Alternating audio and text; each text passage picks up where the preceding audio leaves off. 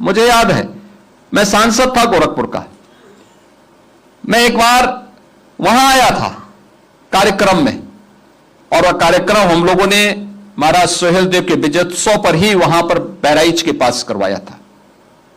मुझे प्रशासन ने रोकने का प्रयास किया था, तब भी मैं गया था कार्यक्रम में। उतनी भीड़, अपेक्षित भीड़ नहीं थी, क्योंकि लोगों को पता ही नहीं था। लेकिन इसके विपरीत मैं देख रहा था, सालार मसूद के मेले में बड़ी संख्या में लोग जा रहे हैं। भाई क्यों जा रहे हैं?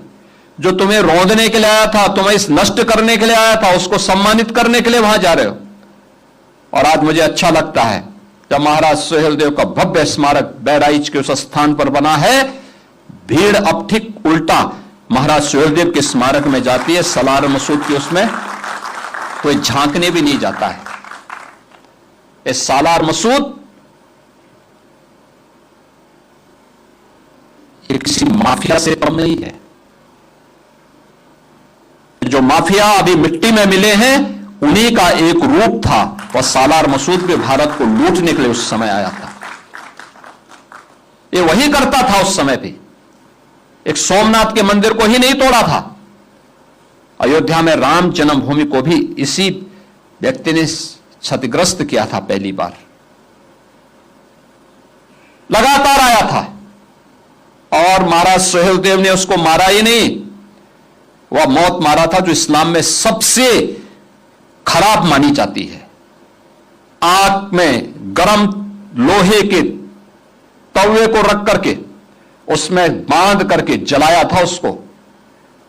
और माना जाता है कि इस्लाम में इस प्रकार की मौत जहन्नुम में जाने की गारंटी होती है, और जहन्नुम में भेजने की गारंटी महाराज सोहेलदेव ने सालार मसूद को दी थी। और जब तक अत्याचारी के साथ इस प्रकार का व्यवहार नहीं करेंगे, तब तक वह भारत की संस्कृति पर इसी प्रकार का वो प्रहार करता रहेगा, क्योंकि जब भी उसे अवसर प्राप्त होगा। और यह कार्य, लेकिन महाराज सोहेलदेव के नाम पर कोई नाट्य श्रृंखला नहीं, कोई भी नाटक नहीं, कोई भी संगीत नहीं। लोक गीतों में स्थानीय स्तर पर थोड़ा बहुत अवधी और भोजपुरी में सुनने को मिलते हैं, लेकिन बाकी नहीं होता है। हमें बनाना चाहिए उन पर भी।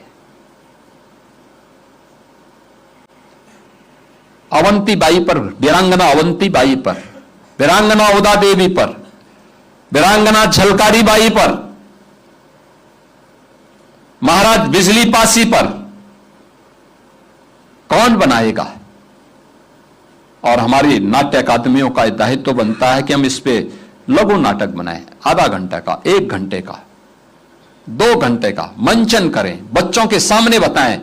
तो हीरो के रूप में तब प्रस्तुत करेगा अपने नायकों को, तब नायक के रूप में उन्हें लोग मानेंगे। और उन खलनायकों को जिन्होंने देश पर प्रहार किया था, भारत की संस्कृति को रौंदने का काम किया था, उन लोगों को कभी भी सम्मान नहीं मिलना चाहिए, कभी नहीं मिलना चाहिए। उनको उसी रूप में हमें प्रस्तुत करना चाहिए जिस रूप में आनंद मठ ने उसको प्रस्तुत करने का एक साहसिक कदम उठाया है।